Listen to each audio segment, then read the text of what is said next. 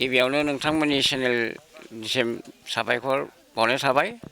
जों दिनै गलामाखा रायजो जानानैहा जोबोद गोजोननाय थाबाय।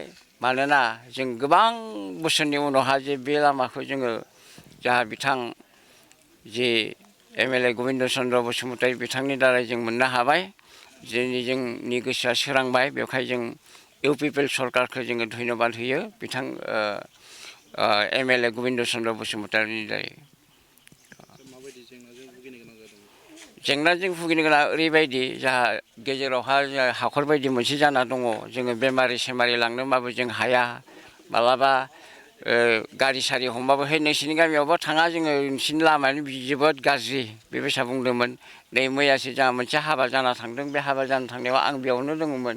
बे सेन्टारावनो लामायालाय बबेथिंबा नै बिथिंजाय थाङो ओमफ्राय बिराद गाज्रि माथो लामाया होनदों।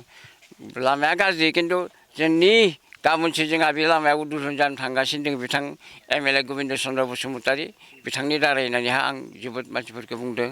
ओमफ्राय बिसानो हाबायाव थांनायफोरा बुंबाय लामायाथ' बिराद गाज्रि दासिमबो बे लामाखौ मानो हमाखै मानो जायाखै बिदि गोबां प्रश्न बुंदोंमोन। नाथाय आं फिन होनो हादों जाहा बिथां गबिन्दनि दारै जों बे लामाखौ मोननो हाबाय। गाबोननो उद्बोधन जासिगोन होनना बुंनायाव गोबां रायजो राजाफोरा खुसि जाबाय आरो दा गोजोननाय मोनदों। Thank you. आं गोबां बुंनो सानाखै। आं हामबाय होनदों जाहा जोंनि बे इउपिपिएलनि जोंनि बिजाथि गबिन्द चन्द्र बसुमतारी सारखौ जोंनि लागै जों बहुत गोबावजों बे लामाखौ जों भुगिनो गोनां जादोंमोन। नाथाय गबिन्द चन्द्रनि दारा जों बे लामाखौ दिनैनि दिनाव जों सेंसन मोननो हाबाय। दिनै इन'ग्रेसन जाबाय। बेखौनो आं हामबायसै बेखौनो बुंनानै गोजोननाय मोनबाय आरो बहुत खुसि रंजानाय मोनबाय आरो जों नागिरबाय थादोंमोन मोनाखैमोन।